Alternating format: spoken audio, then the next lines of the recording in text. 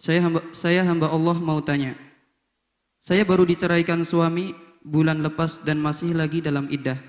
Dalam masa iddah ini kami lagi hubungi melalui WhatsApp. Suami saya orang Indonesia dan saya orang Singapura. Kami duduk bersaingan sudah sebulan. Tapi baru-baru ini dia ada luahkan hasratnya. Kami duduk apa? Kami duduk berasingan sudah sebulan. Tapi baru-baru ini dia ada luahkan hasratnya untuk inginkan zuriat. Sebelum kami cerai, kami coba buat IVF, bayi tabung, tapi tak berhasil. Kami buat IVF karena saya tak dapat hamil dengan secara normal. Jadi kita pilih untuk cara bayi tabung. Kami masih ada lagi embrio yang disimpan oleh pihak hospital. Sekiranya kalau kami masih ingin lagi coba untuk dapatkan zuriat. Soalan saya ialah, bolehkah saya ambil embrio kami dan coba lagi sekali untuk mendapatkan zuriat dalam keadaan saya yang masih menjalani iddah sekarang? Ia setuju kalau saya buat IVF lagi. Apakah pendapat Buya? Terima kasih Buya, jawaban Buya sangat dihargai. Wassalamualaikum warahmatullahi wabarakatuh. Assalamualaikum warahmatullahi wabarakatuh. Terlepas dari istilah masalah pembuahan di luar rahim atau istilahnya inseminasi buatan atau tadi apa? IVF. Bayi tabung. Terlepas dari itu dulu bahwa jika orang sudah bercerai selagi dalam masa iddah, biarpun cerai 1 atau 2, maka nggak boleh berhubungan suami istri. Tapi saya pengen hubungan suami istri, kok pusing? Rujuk dong. Karena kalau masa iddah rujuknya gampang. Aku rujuk, selesai. Biarpun Anda di Singapura. Kenapa pusing? Rujuk aja, yang pengen punya anak, rujuk dong. Nah, setelah itu baru hubungan suami istri. Kemudian hukumnya memasukkan sperma adalah sama dengan hubungan suami istri. Sehingga kalau sperma orang lain dimasukkan ke rahim seorang wanita, hukumnya seperti orang zina, haram. Artinya, benih suami itu, mantan suami yang cerai tidak boleh dimasukkan ke rahim Anda. Karena dalam keadaan cerai. Dan baru boleh dimasukkan adalah kalau sudah ada rujuk kembali. Lah, masalah memasukkan ini babnya beda lagi lah. Sekarang masalah bayi tabung, selesai ini hukumnya. Sekarang masalah bayi tabung, apakah sudah darurat orang harus pakai bayi tabung? Ini. Kita bicara medis, oke, perkembangan medis menghasilkan satu hal yang luar biasa tentang bayi tabung misalnya. Ini terlepas dari itu, akan tapi kita bicara tentang bayi tabung sendiri. Kami ingatkan kepada siapapun yang tidak punya anak. Banyak orang-orang besar tidak punya anak. Sayyidat Aisyah tidak punya anak. Apakah setelah di saat beliau tidak punya anak lalu tidak bahagia? Atau menjadikan sebab beliau rendah? Imam Nawawi tidak punya anak. Apakah menjadi sebab rendah semuanya? Tidak. Maka kami sampaikan kepada yang tidak diberi oleh Allah putra. Jangan bersedih kehidupan dunia sesaat. Banyak orang punya anak menjadi masuk neraka. Maka siapapun yang tidak diberi oleh Allah anak, maka sesungguhnya dia tidak akan masuk neraka gara-gara anak. Jadi anak itu di samping dia nikmat, tapi juga amanah. Kalau dia tidak benar ngurusinya, neraka. Maka bagi yang tidak punya anak, serahkan kepada Allah. Dan menghadaplah kepada Allah. Dan jangan berkeluh kesah. Dan yakini bahasanya, Anda sudah yakin bahasanya kehidupan dunia akan berakhir. Bangunlah kehidupan nanti di akhirat lebih sempurna lagi. Seperti yang kita temukan, ada sebagian orang nggak punya anak, lalu ada berkata, saya pengen punya anak, bagaimana? Anak di dunia atau di akhirat? Di dunia kan ya nggak mungkin. Kenapa? Saya sudah umur 50 tahun.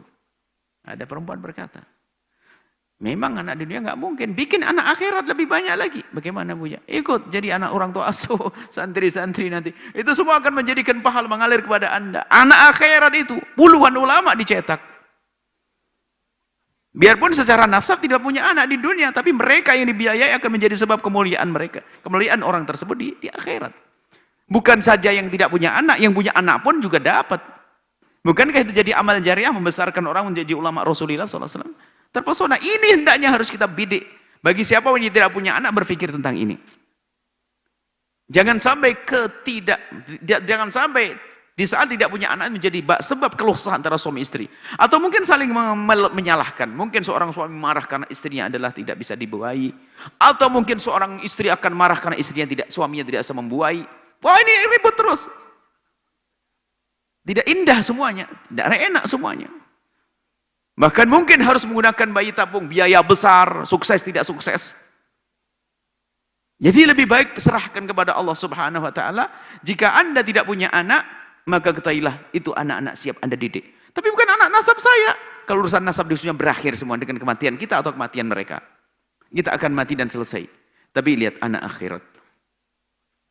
Kemudian sedikit masalah bayi tabung. Bagaimana hukum bayi tabung? Biasanya dibahas oleh para ustadz sepintas. Bayi tabung jika memang itu adalah dari sperma seorang suami, untuk dibuai kepada sel telurnya seorang istri, maka itu adalah dibuai pada seorang istri, sperma suami, sperma istri dipadukan, dibuahkan, pembuahannya adalah inseminasinya di luar. Maka ini adalah sah karena suami dan istri. Biasanya hukum disebutkan hanya sepintas begini saja. Pembahasan fikih lebih jauh lagi. Apakah darurat orang harus punya anak? Karena permasalahan nanti di saat harus menempelkan di dinding rahim ini harus pakai upaya melibatkan dokter untuk memasukkan itu semuanya. Dan siapakah bahwa suaminya bisa memasukkannya? Kalau tidak berarti seorang suami akan merelakan istrinya akan dilihat seorang dokter. Laki-laki barangkali. Untuk melihat wilayah yang sangat perlu dijaga itu. Ayo. Apakah rela seorang suami ini? Kemudian di sisi lain,